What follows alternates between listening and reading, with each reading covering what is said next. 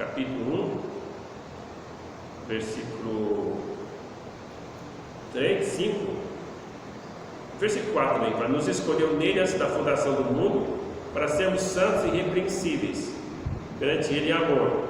Nos predestinou para ele, para a adoção de filhos. Então até aqui está falando do Pai. Então nos escolheu nele, nos predestinou para ele, para a adoção de filhos. E aí, como é que ele fez isso? Aí por meio de Jesus. Aí qual que é a função do Filho? Né? Então por meio de Jesus, segundo a sua vontade, beneplácito e vontade, o que Jesus Cristo fez? A redenção, versículo 7, pelo seu sangue. Então a redenção significa libertação do poder do pecado, da escravidão do pecado. Então a redenção, remissão dos pecados, perdão dos pecados, segundo a riqueza da sua graça. Então, através do Senhor Jesus Cristo, nós temos então a redenção, a remissão, o perdão dos pecados. Diz a palavra de Deus: ele derramou abundantemente sobre nós em toda sabedoria e prudência, desvendando então assim o mistério da sua vontade, que propuseram em Cristo, de fazer convergir nele, em Cristo, toda a plenitude, ou na dispensação da plenitude dos tempos, todas as coisas. Então vai convergir em Jesus Cristo todas as coisas, vai entrar nele todas as coisas. Bom, então esse é o propósito do Filho. E o Espírito Santo, uma vez que a obra de Deus é feita em nossas vidas, diz assim: olha, em quem também vós, que ouviste a palavra da verdade, o evangelho da vossa salvação, tendo nele também crido, foste selado com o Espírito Santo da promessa, o qual é o nosso penhor da nossa herança. Então o Espírito Santo se torna o nosso penhor, então ele vem habitar em nós, tornando então a nossa garantia da nossa salvação.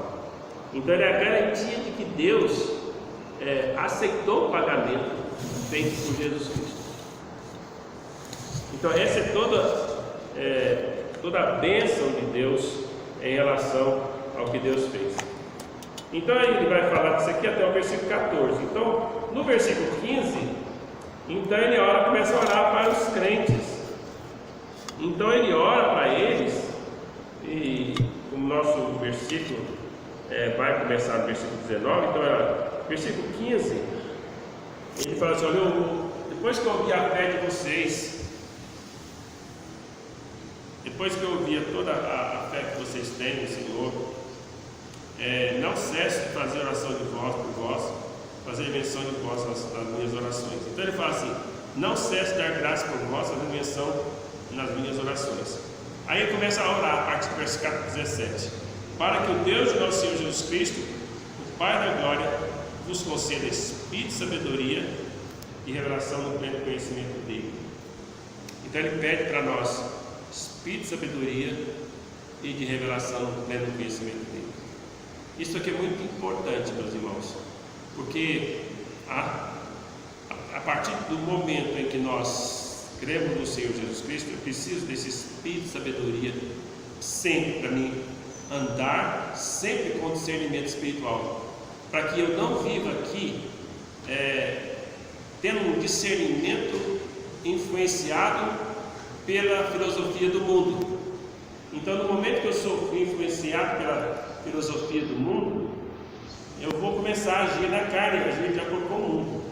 Então eu preciso da graça de Deus para me agir dessa forma. Paulo ora então para que eles possam agir dessa forma. Então iluminar os olhos do nosso conhecimento, para sabermos qual a esperança do nosso chamamento, qual a riqueza da glória da sua herança dos santos. Então, qual é a esperança do nosso chamamento? Fomos chamados, fomos vocacionados para ser santos. Fomos chamados por Deus. Por que eu fui chamado? Qual o sentido disso? Por que Deus me escolheu? Qual a razão de ter escolhido a mim? Por que Ele escolheu você? Deus tem um propósito, não foi só para você ficar dizendo, eu sou crente, etc. Não, Deus tem um propósito para a sua vida. Isso que é muito importante você entender. Deus te salvou com algum propósito. Então, para alguns, Deus tem ministérios grandes. Para outros, Deus tem ministérios mais modestos. Para outros, Deus tem ministério na própria igreja, onde a pessoa vai servir naquela igreja, vai estar fazendo uma obra naquela igreja. Mas todos têm alguma coisa. Então isso é muito importante. Por que eu fui chamado? Por que você foi chamado? Então, eu desde que me converti, alguns tempos depois da minha conversão, eu senti de Deus o chamado para o ministério, ou seja, para servir a Deus no ministério. E em 1980, faz muitos anos, Deus me deu a graça, em julho de 1980, de começar a trabalhar nessa área. Então, já como co-pastor ali da Igreja Batista da Luz, o pastor João era o pastor ali. Nós trabalhamos ali durante um ano junto com aquele missionário. E aquele um ano me deu muita experiência, me ajudou muito. E aí ele foi fundar a Igreja Batista Emanuel e eu fiquei lá na Igreja Batista da Luz.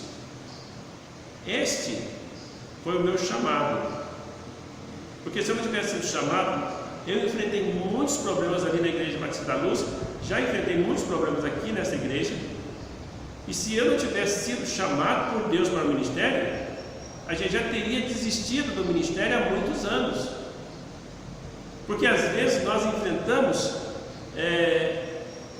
barreiras difíceis de ser transpostas, e coisas difíceis de ser realmente engolidas às vezes, né? Podemos dizer assim, mas Deus dá a graça da gente poder ver a necessidade do outro, que o outro ajuda daquela forma, porque ele tem uma necessidade espiritual e ele precisa do nosso amor, ele precisa das nossas orações, ele precisa que realmente a gente agir com graça com aquelas pessoas, mesmo aquelas pessoas que nos fazem sofrer. É assim que a gente tem que fazer. Então Deus nos dá essa graça, mas isso não é somente no ministério. Qualquer pessoa que começa a trabalhar para Jesus, seja no ministério, na igreja, aquela pessoa talvez vai ser perseguida também, mas ela tem que saber, olha, Deus me chamou para isso, Deus me colocou nesse trabalho, então eu vou perseverar, eu vou dar continuidade. Então esse é o primeiro ensinamento aqui. Em seguida, que começa o nosso versículo 19, ele fala para nós conhecer o amor de Cristo, que excede todo entendimento. Meus irmãos, somente quando a gente é chamado por Deus, quando o Espírito Santo faz aquela obra de convencer-nos do pecado, da justiça, do juízo, quando a gente realmente é tocado pelo Espírito de Deus e arrepende-se dos nossos pecados, é que Deus então abre os nossos olhos para me conhecer o amor de Cristo. Uma vez que eu conheço esse amor, as coisas começam a mudar na minha vida. Só que o amor de Cristo eu vou também conhecer dia a dia, dia após dia, porque esse amor vai ser realmente gradativo, ou seja, que eu vou estar conhecendo, não que o amor dele é gradativo, eu vou conhecer cada vez mais, aumentando à medida que eu vou entendendo como é que ele me ama. Então, lá quando a gente se converteu, a gente sabia que Deus nos amava, mas hoje nós temos muito mais consciência do quão grande pecador nós somos. Então, hoje nós sabemos que Deus nos ama de uma tal forma muito maior do que quando eu pensava, quando eu tinha me convertido. Porque a gente, quanto mais perto de Deus chega, mais consciência nós vamos ter do pecado nosso. Então nós vamos estar tendo essa compreensão do amor de Deus. Conhecer o amor de Deus que excede todo entendimento, para que sejais tomados de toda a plenitude de Deus. Estar na plenitude de Deus, ser tomado pela plenitude de Deus, é aquela mesma ideia, a mesma palavra, está lá, encher de Espírito. É você andar na plenitude do Espírito Santo. Você está controlado pelo Espírito Santo de Deus. Você está controlado por Jesus Cristo. Está controlado por Ele. Ok? E agora nós temos então o nosso versículo fala assim: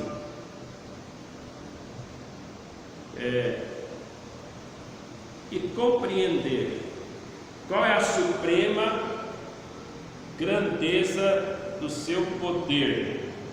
Aqui, irmão, nós temos algumas palavras que precisam ser definidas, né? Eu peguei essas definições do pastor Emerson Maia. Então, a palavra suprema, qual que é a suprema grandeza do seu poder para com os que cremos? Então, nessa oração, esse aqui já está aqui no versículo 19 do capítulo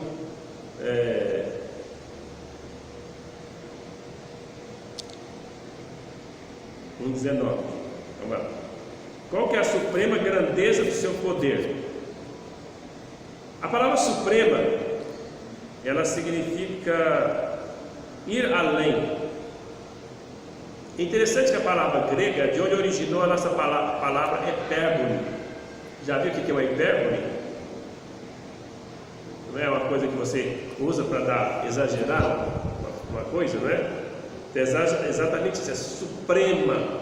E vocês vão observar aqui como é que ele usa a expressão, qual a suprema grandeza do poder para com os que creem, pois segundo a sua eficácia, da força, do poder.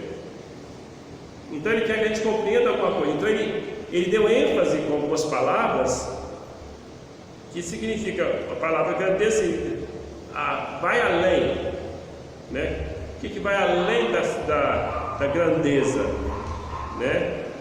Suprema grandeza, mas supera a grandeza.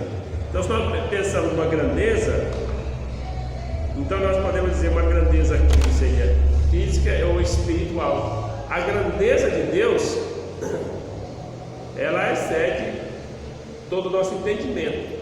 Mas aqui ele usa a palavra suprema ainda por cima. Suprema grandeza, quer dizer, está acima dessa grandeza que eu poderia imaginar. A Bíblia fala que a terra é os pés, é o estrado dos seus pés. Se eu vou pensar isso fisicamente, eu vou pensar, Deus é muito grande, mas eu posso pensar nisso em relação ao grande poder dele, né? Então Deus é todo poderoso. Então essa palavra aqui da grandeza, ela é empregada para descrever então grandeza física ou espiritual. E ele usa a palavra poder, que possivelmente seja a palavra mais utilizada no Novo Testamento para descrever o poder. Dunami é uma palavra aqui, né? Então essa palavra, ela realmente mostra poder. Então, qual que é o poder dinâmico de Deus? Qual o poder de Deus, o poder da grandeza de Deus? Então, suprema grandeza do poder. Então, qual que é essa suprema grandeza do poder de Deus? Mas mais ainda, e a eficácia? E aí ele fala assim, olha, segundo a eficácia fala de energia. Qual que é a energia que faz operar esse poder? De onde que vem esse poder? E depois nós temos a palavra força. Da eficácia também, a palavra que mostra uma ação eficaz, que vai fazer concretizar um propósito. Então, qual que é a eficácia desse poder? A palavra força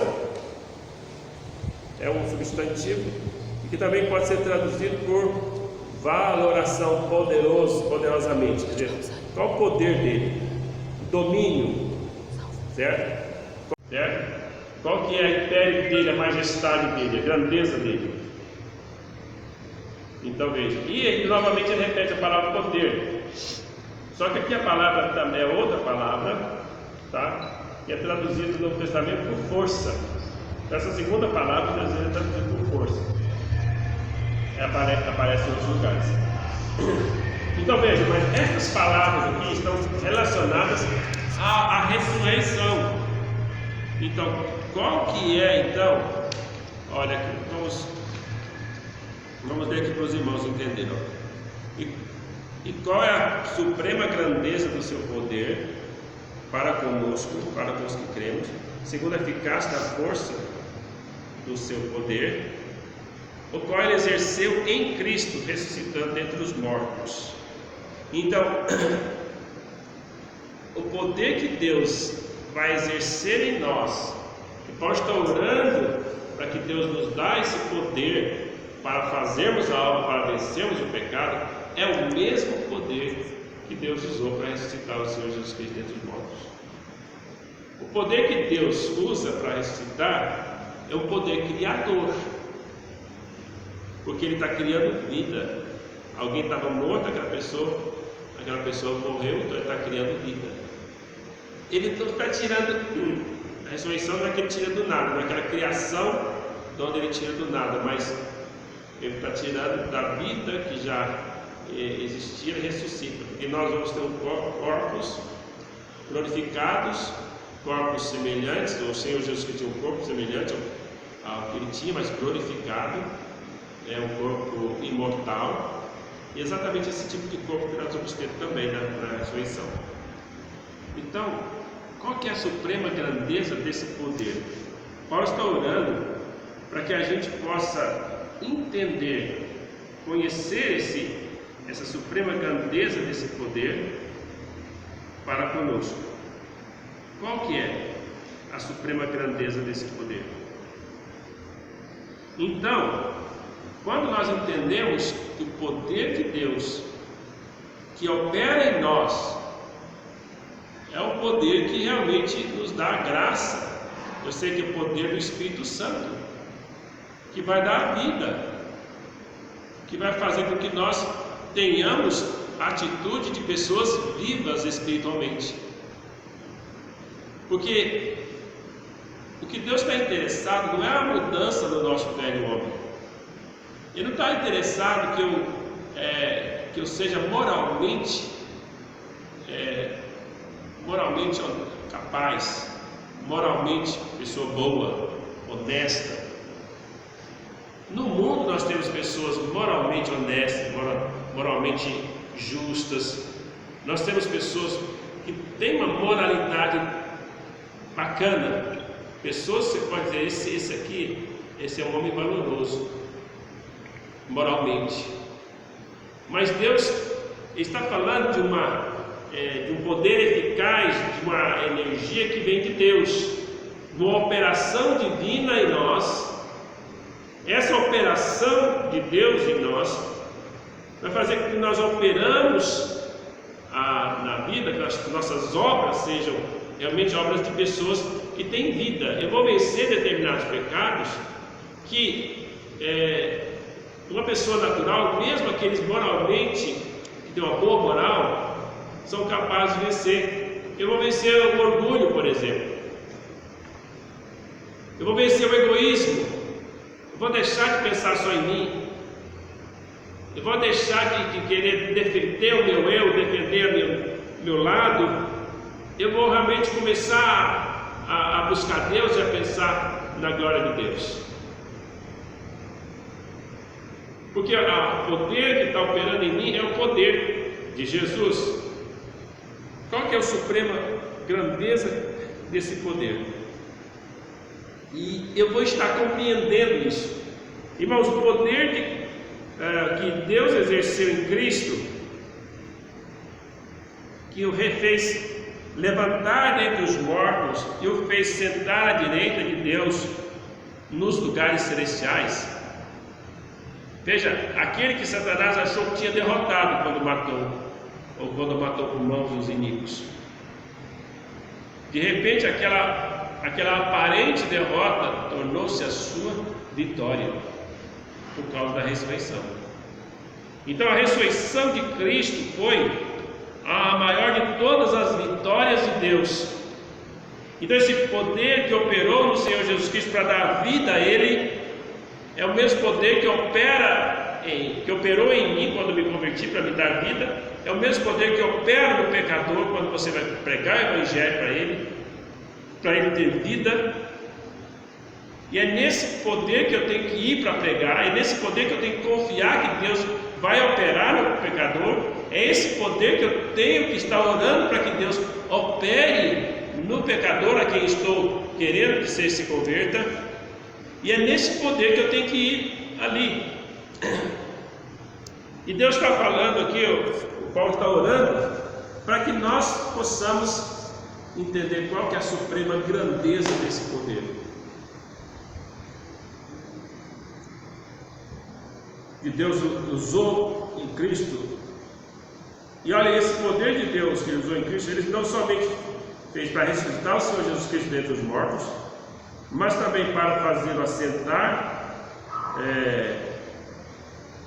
junto, ressuscitando dentre os mortos, e fez fazer ele assentar à direita de Deus Pai nos lugares celestiais, que o glorificou, no lugar que ele tinha. E mais ainda, Deus o colocou acima, diz assim, de todo principado, potestade, poder, domínio, de todo nome que possa requerir, não só no presente século, mas também no vindouro. Então, esse poder de Deus que tirou Jesus lá da morte, o elevou, ressuscitou, o elevou a sentar à direita de Deus, e levou seu nome acima de todo nome, de todo poder que possa existir nos céus ou na terra. Então, o nome dele está acima de todo. Por isso que a Bíblia fala que, Filipenses capítulo 2, que todo joelho dobrará e confessará que Jesus Cristo é Senhor. Porque o seu nome está elevado acima de todo poder e toda criatura que possa existir no céu ou na terra. Então veja, é o poder que Deus tira lá de baixo e eleva lá para cima.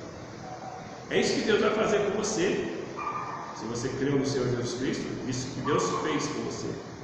É isso que Deus vai fazer com você quando você crê no Senhor Jesus Cristo. Ele vai te tirar, vai ficar lá de baixo, onde você está no pecado. Realmente, você precisa chegar nesse ponto de entender e de confessar seu pecado. Você realmente está perdido, está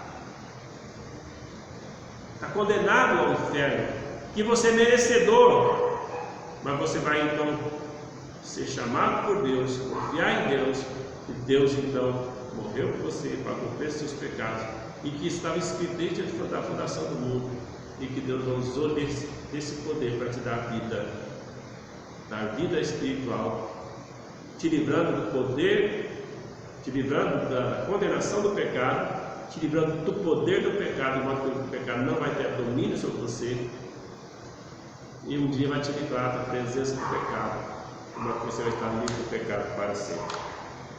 Então veja, esse é o poder de Deus, é a grandeza do seu poder, é a eficácia do seu poder, a energia do seu poder.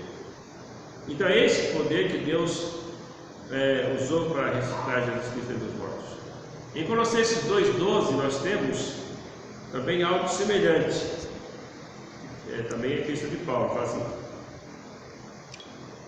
assim, tendo sido sepultados juntamente com ele no batismo, nós, no qual igualmente fomos ressuscitados mediante a fé no poder, a minha palavra energia de Deus que o ressuscitou dentre os mortos.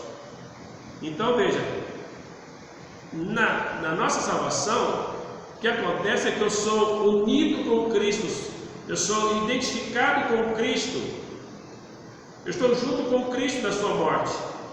Isso quer dizer que Ele morreu, eu morri. Ele ressuscitou, eu ressuscitei. Ele está à direita de Deus, foi exaltado, também você é exaltado. E também você glorificado.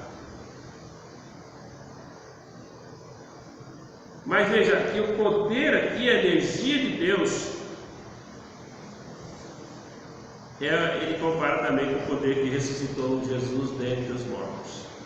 Então, porque a ressurreição, meus irmãos, é a prova cabal da vitória de Jesus, a prova cabal da nossa vitória, da vitória de Deus contra o pecado. Então, essa vitória pode talvez hoje não estar muito nítida, muito clara, porque parece que o mundo ímpio está só prosperando, né? Mas isso é claro, a Bíblia fala assim: o mundo jaz no maligno, isso não é mal. Mas vai ter um dia da vingança que Deus vai prosperar sobre todo esse mundo mal. Olha só, um vírus, uma força invisível a olho nu, é capaz de parar o mundo inteiro. Deus mandou só um dos seus representantes. Você vai mostrar que o homem não é nada, não é ninguém.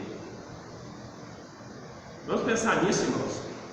E vamos lembrar de que hoje, lembrando da ressurreição de Jesus, o poder de Deus foi mostrado, foi revelado. E Paulo ora para que nós possamos entender qual a suprema grandeza desse poder. Qual que é a suprema grandeza? Se você entende o poder de Deus, você realmente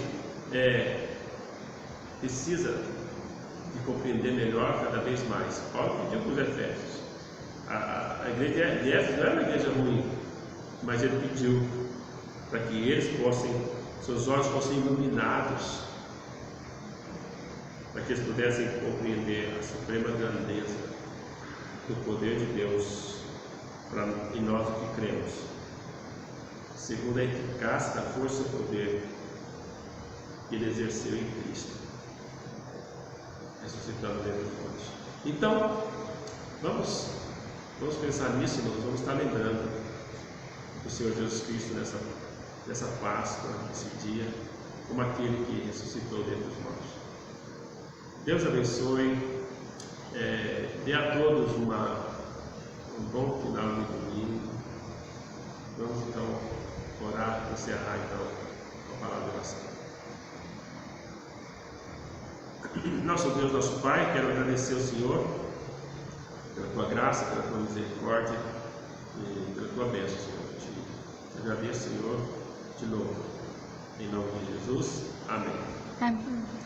Irmãos, vamos fazer depois a avaliação sobre como é que ficou, para ver o que a gente precisa melhorar, para que nessa quarta-feira nós entramos novamente, para ver se dá para nós fazermos juntos. Aí nós vamos poder orar juntos, ou seja, então eu vou estar orando aqui, daí eu ligo meu microfone, eu oro, aí depois quando for o irmão Alexandre, ele liga o microfone dele para orar, e assim por diante outros vão orar também, assim todos estarem orando. Eu acho que vai ser legal o culto de oração assim, tá? Então vamos tentar fazer o culto de oração dessa forma. Aí a pregação depois a oração, tá bom? Alguém quer fazer uma pergunta já nesse sentido? A gente pode encerrar. Tá.